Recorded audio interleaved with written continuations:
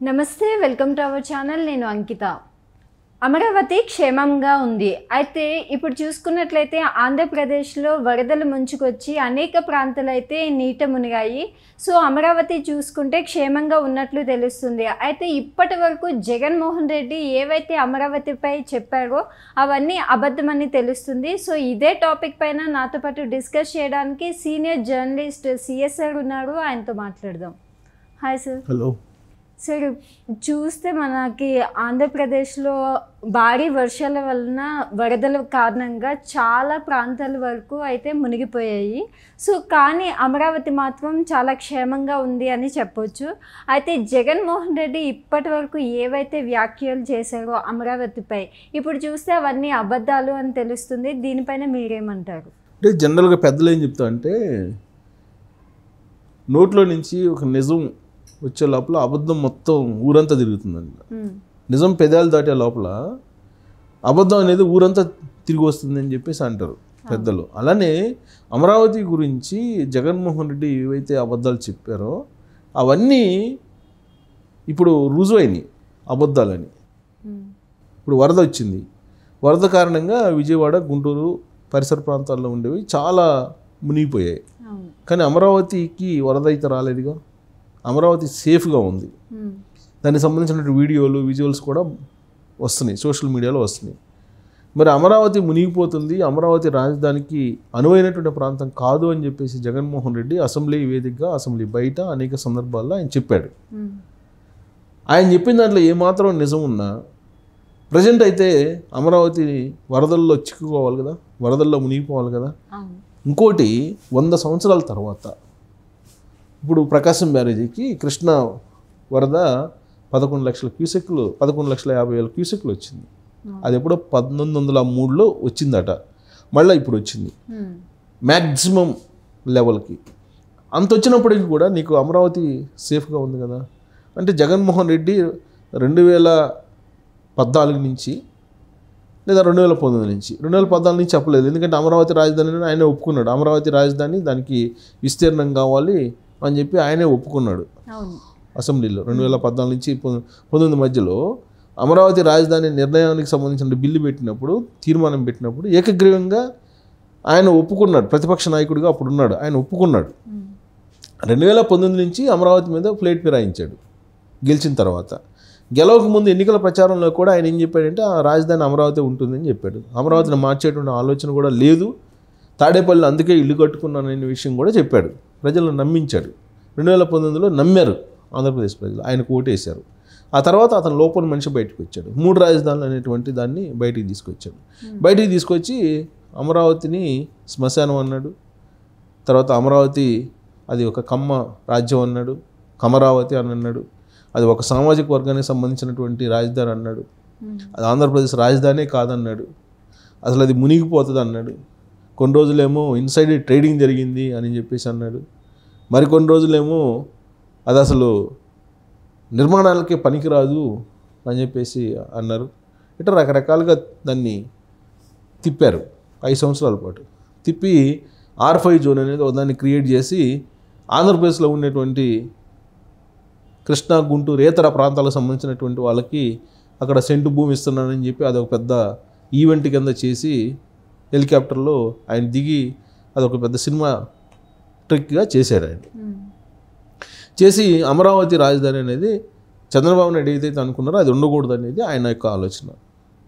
Singapore consortium తోటి ఏదైతే చేసుకున్నారో ఒప్పందాలు, ఆ ఒప్పందాల ప్రకారం అమరావతి నిర్మాణం ఉండకూడదు, అమరావతి రాజధాని ఉండకూడదు అనేది జగన్మోహన్ రెడ్డి యొక్క టార్గెట్.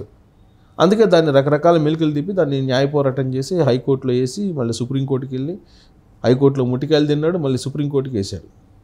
ఇప్పుడు సుప్రీంకోర్టులో విచారణలో పెండింగ్లో ఉంది, వాయిదాలు వస్తాయి. అయితే ఇప్పుడు జగన్మోహన్ రెడ్డి చెప్పిన అబద్ధాలని చెప్పి 2024 ఎన్నికల్లో ప్రజలకు బాగా క్లారిటీ వచ్చేసింది. వచ్చిన తర్వాత ఓట్లు ఎలా వేశారో 11 స్థానాలకి ఏ విధంగా పరిమితం అయ్యాడు జగన్మోహన్ రెడ్డి అనేది అందరికీ తెలిసినటువంటి విషయమే, మర్చిపోలేనటువంటి విషయం. ఇప్పుడు వరదలు వచ్చినాయి. వరదలు వచ్చినటువంటి క్రమంలో ఆయన చెప్పిన దాని ప్రకారం అయితే అది మునిగిపోవాలి అని మునగలేదు. గతంలో ఆయన ముఖ్యమంత్రిగా ఉన్నప్పుడు కూడా అమరావతిని, చంద్రబాబు నాయుడు ఇంటిని ముంచడానికి అనేక ప్రయత్నాలు చేశాడు. అప్పుడు ప్రకాశం బ్యారేజ్ నుంచి కృష్ణా నీటిని వదలడానికి గేట్లు వెత్తాల్సినటువంటి పరిస్థితుల్లో కూడా వెత్తకుండా చాలా 2-3 రోజుల పాటు అలా ఉంచాడు. అసలు ప్రకాశం బ్యారేజ్ కొట్టుకొని పోద్దని చెప్పి గగ్గోలు పెడితే ఇంజనీర్లు అప్పుడు గేట్లు ఎత్తడానికి ఆయన గ్రీన్ సిగ్నల్ ఇచ్చాడు. అంటే ఆ గేట్లు ఎత్తకపోతే చంద్రబాబు నాయుడు ఇల్లు మునిగిపోద్ది, అమరావతి రాజధాని ప్రాంతానికి వరద నీళ్ళు వస్తాయి, అప్పుడు అదిగో నేను చెప్పాను కదా అందుకని రాజధానికి పనికిరాదు ఇది అనేటువంటి ఒక ముద్ర వేయడానికి ప్రయత్నం చేశాడు. అప్పుడు ఫెయిల్ అయ్యాడు. ఇప్పుడు కూడా ఫెయిల్ అయ్యాడు అని చెప్పి ప్రజలు తెలుసుకుంటున్నారు. అర్థమైపోయింది, ప్రత్యక్షంగా అర్థమైపోయింది కదా. అనేక ప్రాంతాలు మునిగిపోయింది, బట్ అమరావతి రాజధాని ప్రాంతం అయితే మునగలేదు కదా. అంటే దాని అర్థమైంది, పచ్చి అబద్ధం జగన్మోహన్ రెడ్డి చెప్పాడు అనేది ప్రజలకి క్లియర్గా అర్థమైంది కదా. అసలు అమరావతి నిర్మాణం అనేది జరగనందువల్ల జగన్మోహన్ రెడ్డే కాదు, రాష్ట్రం జగన్మోహన్ రెడ్డి రాజకీయంగా నష్టపోయాడు 2024లో ప్రజలు ఇచ్చినటువంటి తీర్పుతోటి. ఆంధ్రప్రదేశ్ రాష్ట్రం ఆర్థికంగా బాగా నష్టపోయింది. ప్లస్ ఆంధ్రప్రదేశ్లో మొత్తం వెనకబడిపోయింది. రాజధాని లేనటువంటి రాష్ట్రంగా భారతదేశంలో నిలబడింది. అసలు ఏ రాష్ట్రంలో కూడా రాజధాని లేనటువంటిది లేదు, కానీ ఆంధ్రప్రదేశ్ రాష్ట్రంలో రాజధాని లేనటువంటి రాష్ట్రంగా ఉంది. ఎవరైనా సరే ఆంధ్రప్రదేశ్ వాళ్ళు బయటికి వెళ్తే మీ రాజధాని ఏదంటే ఒకళ్ళేమో హైదరాబాద్ అంటారు, ఇంకొకళ్ళేమో అమరావతి అంటారు, మరొకళ్ళేమో 3 రాజధానులు అంటారు, ఇంకొకళ్ళేమో జెరూసలం అంటారు. అలా రకరకాలుగా కామెడీగా చెప్పుకునేటువంటి పరిస్థితి నుంచి ఇవాళ అమరావతి రాజధాని అనేటువంటి పరిస్థితికి తీసుకొచ్చాడు చంద్రబాబు నాయుడు 2024లో అధికారంలోకి వచ్చిన తర్వాత. అయినప్పటికీ అమరావతి రాజధాని మునిగిపోతుందని చెప్పి రకరకాల ప్రయత్నాలు చేసి అదొక సామాజిక వర్గానికి సంబంధించింది, మిగిలిన సామాజిక వర్గాలు అక్కడ ఉండలేవు, ఇట్లా రకరకాల ప్రచారం చేశారు. ఇన్సైడర్ ట్రేడింగ్ అని, తెలుగుదేశం పార్టీ వాళ్ళు కొన్నారని, ఇట్లా రకరకాలు చేశారు. చేసి ఇప్పుడు తీరా అది అసలు ఇంజనీర్లు ఇచ్చిన దాని ప్రకారం, అలాగే కమిటీ ఇచ్చిన దాని ప్రకారం, శ్రీకృష్ణ కమిటీ ఇచ్చిన దాని ప్రకారం అమరావతి రాజధాని నిర్ణయించారు. సో నిర్ణయించిన తర్వాత దాన్ని మార్చి గందరగోళం చేసినందువల్లే కదా ఇప్పుడు జగన్మోహన్ రెడ్డి ఓడిపోవడానికి కారణం. ఆయన ఏమంటాడు, మాట తప్పను మడమి తిప్పను, విశ్వసనీయతతో కూడిన రాజకీయాలు చేయాలి అని ఆయన చెప్తూ ఉంటాడు. కాకిలాగా కలకాలం బతికేదానికన్నా కోయిల్లాగా కొంతకాలం బతికితే చాలు అనేటువంటి సూక్తులు చెప్తూ ఉంటాడు ఆయన. కానీ ఆయన చేస్తుంది ఏంది, ఆయన చెప్పేదానికి చేస్తున్న దానికి పొంతం లేదు. ఇప్పుడు రాజధాని విషయంలో అదే జరిగింది కదా. ఇప్పుడు అసలు అక్కడ సింగనగర్ మునిగిపోయింది, విజయవాడ మొత్తం కంప్లీట్గా వరదల్లో చిక్కుకుపోయింది. మరి అమరావతి సేఫ్గా ఉంది కదా, అమరావతి భవనాలకి ఏం కాలేదు కదా, అమరావతి సేఫ్గా ఉంది కదా. అమరావతి కోర్ క్యాపిటల్లో కట్టినటువంటి రాజధాని కానీ, రాజధాని భవనాలు కానీ, అసెంబ్లీ కానీ, సెక్రటరియట్ కానీ, లేదంటే హైకోర్టు కానీ ఎక్కడ నీళ్ళ మునిగిన దాఖలాలు లేవు కదా. మరి రాజధానికి అమరావతి పనికిరాదని ఎలా అంటారు? ఇప్పుడు జగన్మోహన్ రెడ్డి ఆలోచన ఏంది, ఎలాగైనా సరే రాజధాని నిర్మాణం కాకుండా చేయాలి. ఇప్పుడు 15,000 కోట్ల రూపాయలు కేంద్ర ప్రభుత్వం ఇచ్చింది. చంద్రబాబు నాయుడు మరొక 40,000 కోట్లు, 50,000 కోట్లు వరల్డ్ బ్యాంక్ నుంచి తీసుకురాగలడు. మొత్తం 60,000 కోట్లు, 1,00,000 కోట్లతో రాజధాని కడతాడు.